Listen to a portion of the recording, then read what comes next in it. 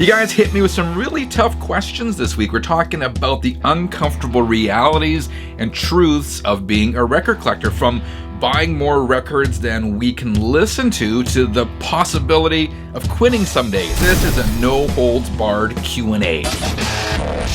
This question comes from Jethro73. Do you listen to everything you buy? My problem is buying faster than I can listen to them. If not, how do you prioritize? So this is one of those uncomfortable realities of being a record collector. It happens to many of us, and that is where we buy a bunch of records and buy them faster than we have time to listen to. Many of us have an inbox of records that we still have to get to, but at the same time, we're buying more records, and that inbox of music we have to listen to keeps filling up and getting bigger and bigger. It's not as big of a problem now as it was years ago, because as the prices of records have gone up, I've been buying fewer records.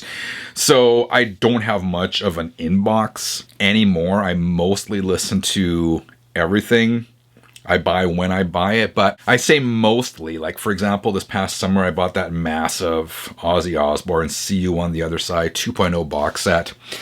And I gotta be honest, I haven't had a chance to go through all those records yet and spin them all. But man, it was summertime. I listen to more vinyl in the winter when I'm inside more, as opposed to the summertime where I have to spend a lot of time outside. But I've had other ones as well. Hold on. I've had this one in my inbox so long I just put it on my shelf. This is the Metallica Super Deluxe version of the Black Album. And as a matter of fact, I still have this one sealed. So that's another one I have in my inbox, which I'll get to at one of these points. A related yet almost equally uncomfortable truth is I often buy records and listen to them, but then only once or twice, and then I file them on my shelf, and then I forget to get back to them, or maybe I just end up streaming those records or whatever. So that is a problem for me, buying a record and maybe only listening to it a couple times, and then once I put it on the shelf, it's easy to forget about it. So the last part of the question was, if not, how do you prioritize? What I do, on the shelf in front of me, I have all the more recent records I have gotten, or if I find a record on my shelf that I haven't heard in a while, I put it on the shelves in front of me here. So it's a reminder that when I want to listen to something, I'm not sure exactly what to listen to grab a record off these shelves, and it's right at my disposal. So that kind of keeps all these records top of mind. I got a haircut this week. I'm trying to grow my hair, not long, but longer. Again, it's kind of at that awkward stage, but it'll get there. Today's video is brought to you by the Channel 33 RPM store. I keep prices as low as I can and I ship worldwide. Proceeds support this channel and help it continue to grow. This question comes from Rich. Hey Frank, do you think there will be a day when you stop buying records? And again, this is another uncomfortable reality, is that one day we will all stop buying records, because that is only inevitable. What's closer is when I retire, which I hope to retire in the next 10 to 12 years, something like that. And then what will happen? Will I keep buying records? Will we downsize our living situation? Like, in the back of my mind, I'm thinking it'd be cool for like half the year just to live somewhere else and check out different places. So if I'm doing that, I won't be listening to a ton of records. So I'm going to keep all these. Yes, I mean, ultimately, I think I will always have a core of a record collection, but the amount of records I buy will depend, I think, on my life situation. This comes from Bobby. He says, I was at Donington in 1988 to see Kiss, and it was a super lineup, including the headliners, which are Iron Maiden. I loved all the performances except for Maiden, which I found boring, strange, as I love their music. I saw them on TV recently from a 2007-ish performance and still felt the same.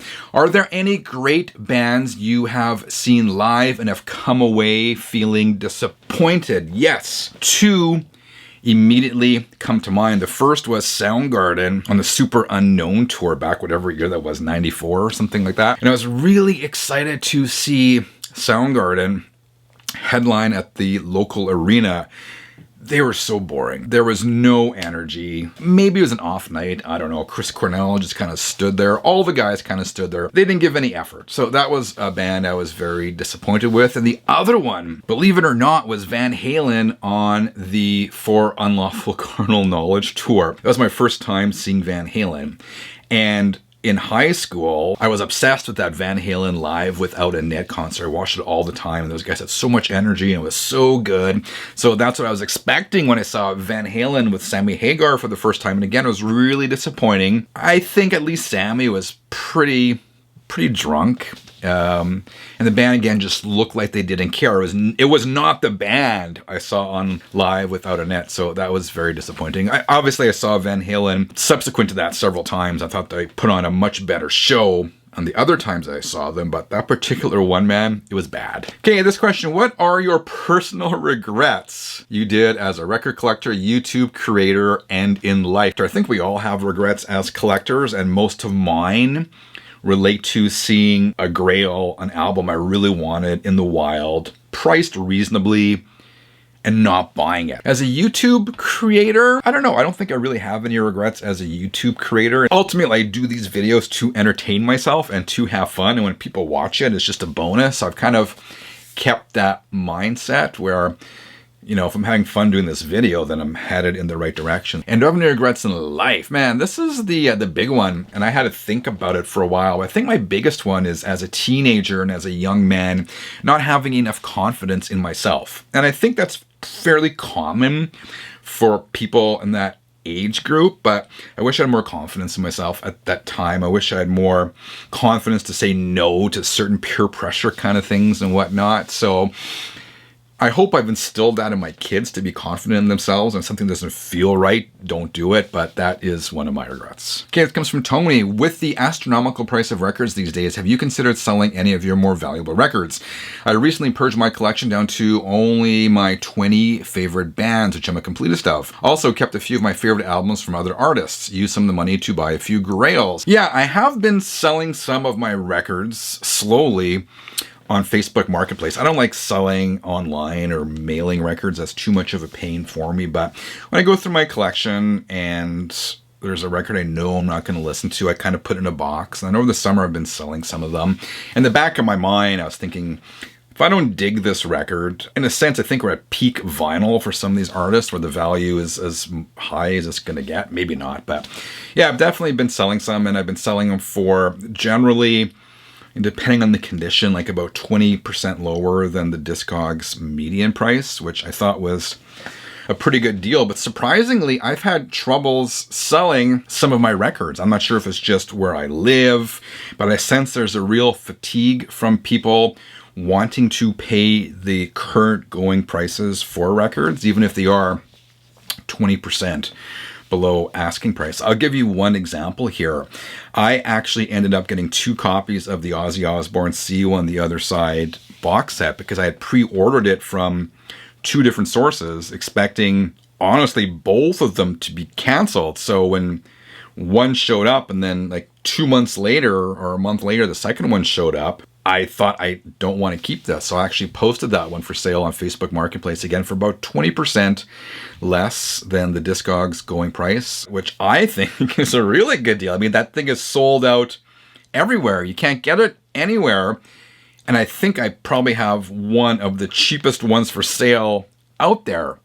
I've had crickets, man. So whatever, I'm not in a rush to sell it. One day it'll sell. I'm going to take it off Marketplace and maybe hang on to it for a bit. It comes from Dave Stock. What was the best live show you have ever seen in your hometown? There's been so many, but a couple that still stick out in my mind is seeing Skid Row on some of those early tours, opening up for Bon Jovi and opening up for Aerosmith. They were one of my favorite bands at the time, and that would have been in high school, and they just had so much energy and they're so good. So those really stick with me. Another one that sticks with me is Judas Priest on the Turbo Tour in 1986. I was like 12 years old, almost 13 years old, and Priest was my favorite band, and that was my first concert. So that's really ingrained in my mind. And the third one wasn't in my hometown. It was actually when we were living in Edmonton, but I was seeing the Black Sabbath, one of their reunion tours. I think it was the 13 tours. My first time seeing Black Sabbath with Ozzy Osbourne. And again, that's one of the bands I'd wanted to see for so long. So I was really happy to finally see them. Steve writes, what do you think is the optimum number of records and or CDs to own? I don't know, man. That is impossible to answer. It's really up to the individual and how many records you want to own or can afford afford to own. For myself, I think I have about 1,400 records. I'm starting to feel it's too much because there are so many that I have not heard for many years, and there's just, I mean, the amount of time it would take to go back and listen to all those records is pretty astronomical. So yeah, to me, 1,400 is probably as many as I want to get, but I'm not saying I'm not going to buy any more records. It's part of the purging that I talked about, selling some records, then using that money and buying more records. Robert writes, there are a number of deluxe box sets being reissued for many artists. Is there one album you would like to see the same treatment that hasn't been done yet? Yes, actually it would be broader than one album, but really anything by Judas Priest. Again, one of my favorite bands, and there's been no super deluxe reissues of any of their stuff, which is too bad because there's tons of live shows of this stuff. I'm sure there are demos. There's so much. Like, I'd love a super deluxe reissue of Defenders of the Faith. And I guess they had the one a few years back where they put the live show, but man, they should package that, put in a proper box set, press it on vinyl. I would love that. Same for as Judas Priest, Screaming for Vengeance. Really any of that catalog from the late 70s through to the mid 80s, I would be all over that. Jen's Addiction, I love that name, by the way. Jen's Addiction wrote, now that you've hit the 80,000 subscriber mark, what's your next goal for your channel? I think the obvious one would be 100,000 subscribers, and I'd love to hit 100,000 subscribers, so I don't know how long that's going to take.